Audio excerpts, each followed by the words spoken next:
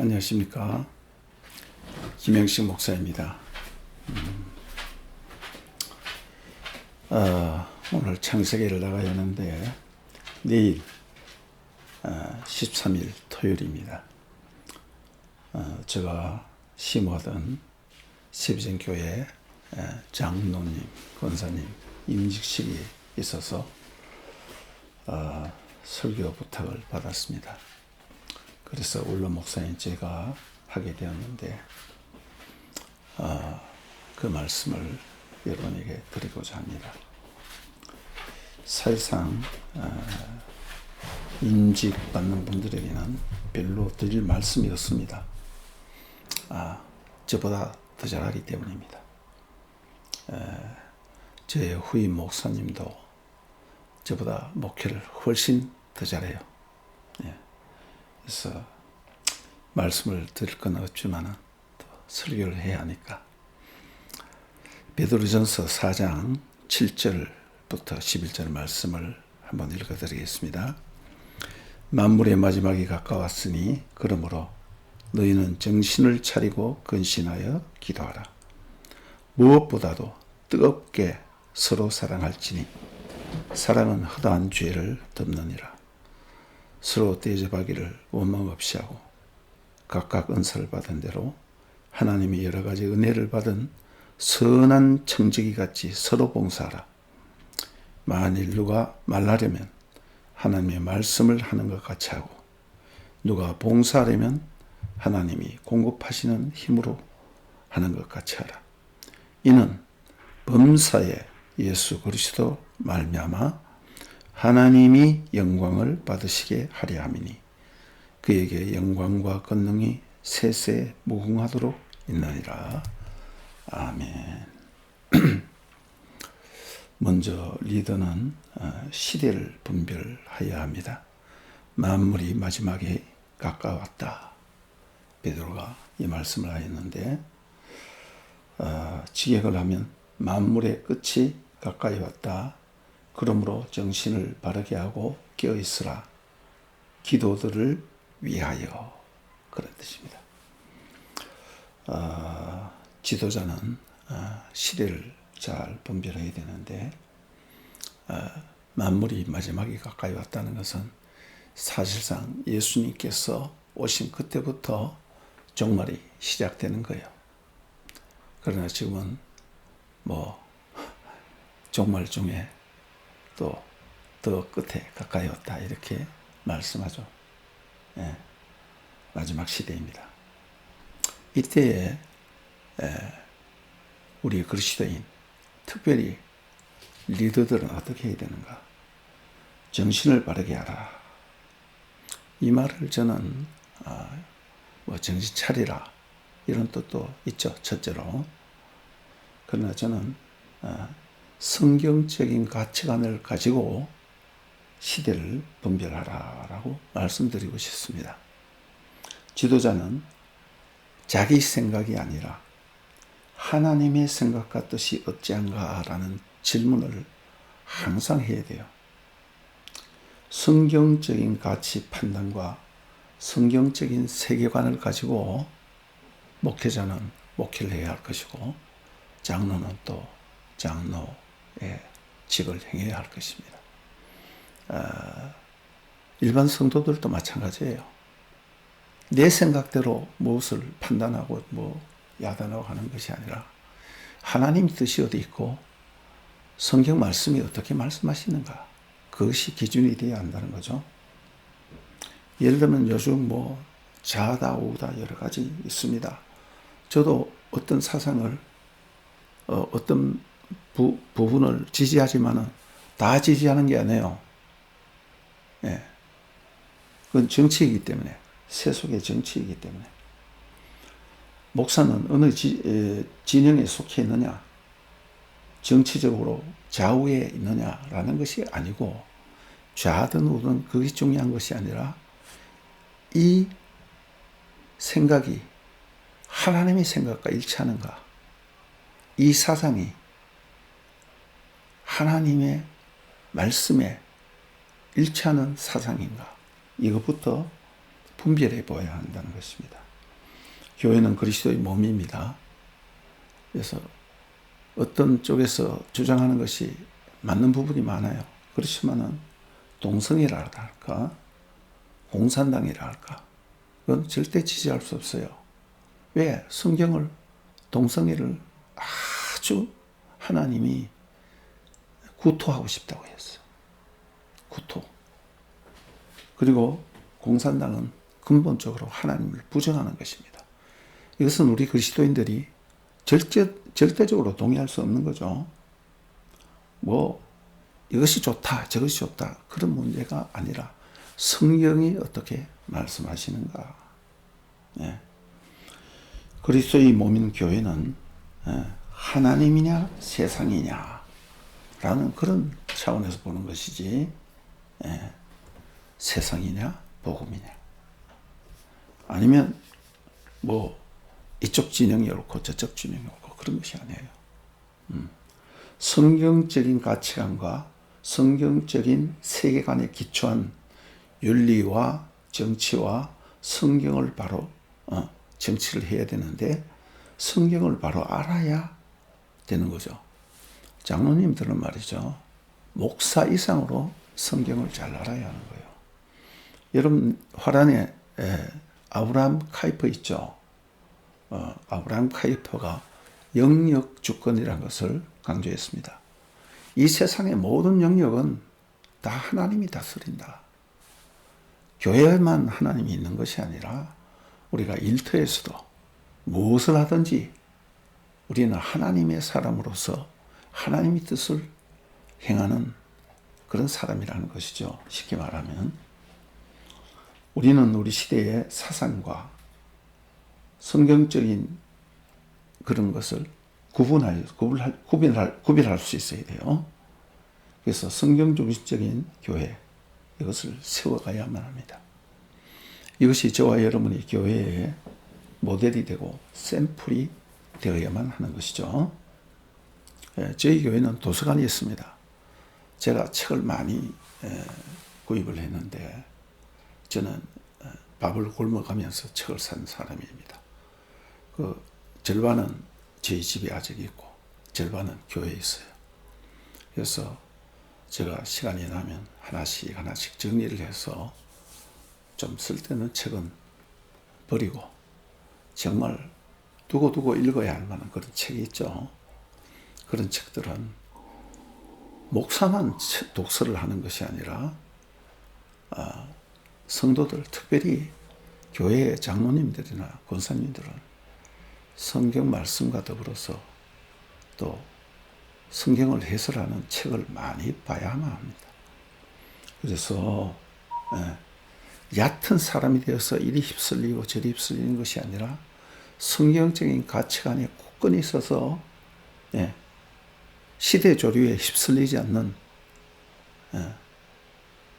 뼈대가 있는 그런 그리스도인이 되어야만 합니다. 두 번째로는 여기 정신을 차리고 근신하여 기도하라, 깨어 기도하라. 뭐 이 말은 성경 곳곳에 많이 나오죠.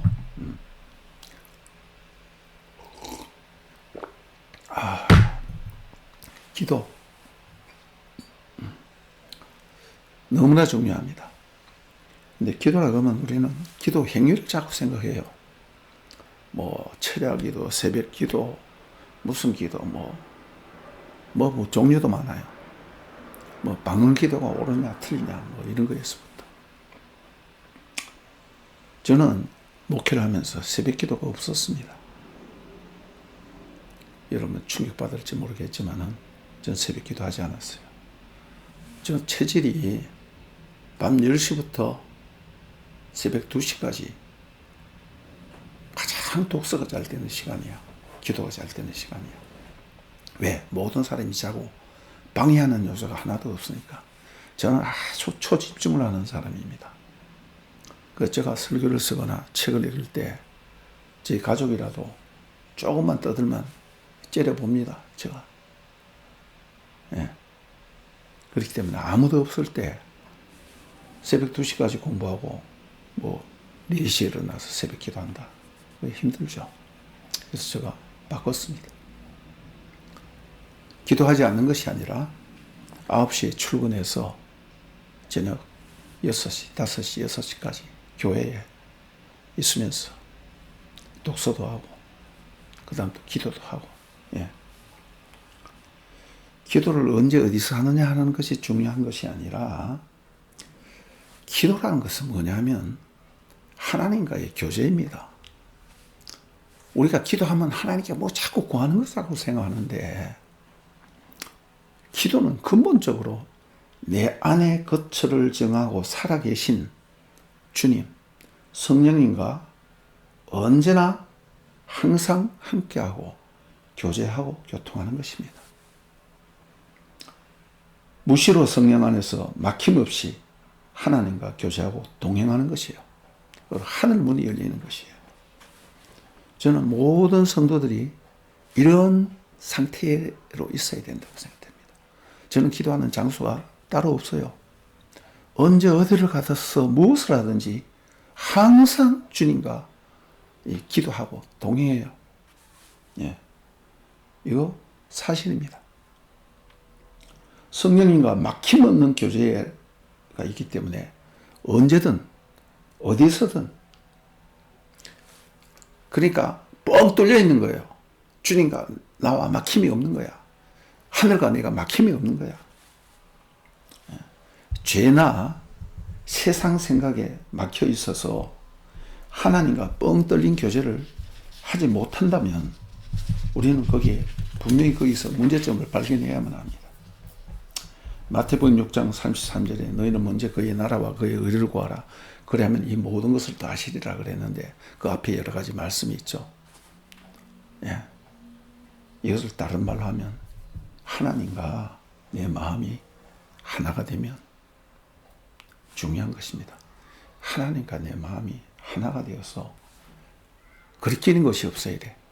죄가 하나님과 나를 가로막거나 내 세상 생각과 염려와 근심과 걱정이 하나님과 나를 가로막아서 하나님께 교제하지 못하도록 하는 것이 아니라 하나님과 교제함으로 말미암아 이 세상의 죄와 이 모든 것을 다 해결할 수 있는 거예요.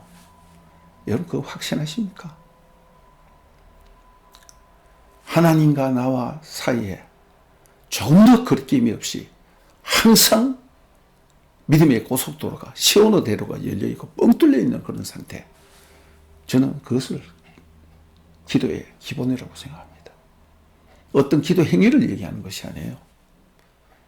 모든 그리스도인은 목사나 장로뿐만 아니라 모든 그리스도인은 하나님과 이런 상태가 되어야 하는 거예요. 이런 영적인 것이 되어야 정말 하나님을 믿고 하나님과 동행할 수 있다고 그렇게 말할 수 있는 것입니다. 세 번째로는 무엇보다도 뜨겁게 서로 사랑하라. 사랑은 허다한 죄를 덮느니라. 최우선이 뭡니까? 사랑이죠. 뜨겁게 서로 사랑하라. 원사이드가 아닙니다. 서로가 뜨겁게 사랑하는 거예요. 예. 최고의 계명이죠. 하나님을 사랑하고 내 이웃을 내 자신같이 사랑하라. 하나님의 본질이 사랑이니까. 믿음, 소망, 사랑 그 가운데 제일은 사랑이리라. 예. 하나님은 사랑입니다. 이 사랑은 그냥 내가 사랑해야지. 저 인간 보기 싫은데 내가 사랑해야지, 애써야지. 그것도 좋죠. 그러나요, 사랑은요, 하나님이 부어주시는 것입니다. 하나님이 부어주시는 그 사랑이 넘쳐서 저절로 사랑이 흘러가는 거예요. 예. 만일 성도에게, 내 형제나 자매에게 내가 그 사랑하는 사랑이 막혀 있다면 여러분 어떤 일을 하려고 하지 말고 내 영혼에 어떤 문제가 있는가 그것부터 점검하십시오. 내가 정말 하나님을 뜨겁게 사랑하고 있는가? 내가 진정으로 하나님을 사랑하고 있다면 저 영혼을 불쌍히 여기고 사랑하는 거예요. 네. 형제를 사랑해서 그 허물을 덮어줄 수 있는 겁니다. 덮다는 말은 속죄라는 말과 같아요. 지성소에 시언자에 하나님 보좌가 있는데 그 하나님이 자비와 용서, 죄를 용서하는 그 카포레시라고 그러죠. 그 하나님의 사랑이 우리에게 부어져야 우리가 비로소 형제를 사랑할 수 있는 거예요. 심지어 원수까지도 사랑할 수 있는 거예요. 네. 제가 어느 날 저는 항상 교회를 위해서 기도를 합니다. 교회를 위해서 기도를 하다가 제가 습관적으로 목사님을 위해서는 계속 기도하는데 아무개 교회와 어느 목사님을 위해서 기도합니다. 가만 보니까 중요한 사모님에 대한 기도를 빠뜨렸더라고. 그래서 그때부터 제가 회개를 하고 항상 교회를 위해서 기도할 때는 목사님과 사모님, 자녀들을 위해서 기도합니다. 여러분 어떻게 생각하십니까? 여러분 하나님의 교회와 하나님의 사역자들과 교회의 지도자들과 또 교회의 연약한 자들 이런 사람들을 진정으로 사랑하고 기도합니까? 내가 교회에 가서 일주일에 한 번씩 교회에 가서 얼굴 내밀고 예배 드리고 그 예배인지는 난 모르겠어요. 그걸로 내가 신앙생활 다 했다 생각하면 그건 큰 착각입니다. 천국 못 가요. 제가 아주 간격합니다. 즉 하나님의 뜻, 하나님의 가치와 세계관을 가지고 모든 것을 보고 분별할 수 있어야 되고 하나님과 깊은 사랑과 교제가 있어서 저절로 물이 흘러 넘치듯이 기도가 저절로 되는 거야. 그리고 사랑이 저절로 흘러 넘치는 거예요. 그것이 정상이다 이 말입니다. 저는 어릴 때 누에고치 치는 것을 많이 봤습니다. 시골에서 자라서. 넉잠을 자고 난 말이죠. 누에가 말이죠. 완전히 투명하게 돼요. 속이 다 보여요. 그 투명한 그곳에서 명주실이 나오는 거야. 그래서 고치를 짓는다고. 하나님 앞에 막힘없는 투명함. 여러분의 영혼이 투명한 영혼이 되기를 소원합니다. 그 다음은 각각 은사를 받은 대로 선한 청지기 같이 서로 봉사하라. 이건 모든 성도에게 다 이러는 말이에요. 목사에게만 하는 말이 아닙니다. 은사, 각각 은사를 받은 대로 모든 사람의 은사가 다 달라요. 무지개, H2O, 물이란 것은 똑같죠. 그 각도에 따라서 빨주노초, 파남보, 심지어 뭐 넘보라, 넘빨강 이런 것도 있잖아요. 은사는 각 개인의 특성에 맞게 하나님이 부어주신 달란트입니다. 선한 청직이라는 것은 내가 주인이 아니다 이거예요. 내가 내 마음대로 하는 것이 아니라 하나님이 원하는 대로 그 일을 행하는 거예요. 서로 봉사하라. 서로입니다. 한 사람이 원사이드가 아니에요. 봉사란 말은 말이죠. 쉽게 말해서 발에 불이 나도록 발이 닳도록 최선을 다하라 그런 뜻입니다. 그리하여 그런 사랑으로 봉사하고 형제를 은사에 따라서 세워줄 때에 그리스도의 몸인 교회가 세워지는 것입니다. 마지막으로 이 모든 것은 범사에 모두 다 그리스도 예수를 통해서 하나님께 영광이 되게 하려 합니다. 최종 목표입니다. 하나님이 찬양과 존귀를 받으시고 하나님의 영광 받으셔야만 합니다. 이것을 우리가 때로는 잊어버릴 때가 있어. 너무 열심히 내가 뭘 한다는 것에 도취되어서 말이죠. 내가 하는 것이 하나도 없습니다. 목사가 하는 것이 아니에요. 목사는 그냥 도구예요. 당회, 장로가 회의에서 결정하는 건 아닙니다. 분명히 알으셔야 됩니다.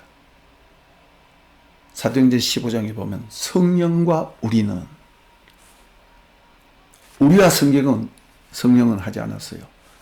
우리가 하나님 말씀을 보고 성령의 음성을 들을 때에 그때에 우리가 무엇을 결정하는 겁니다.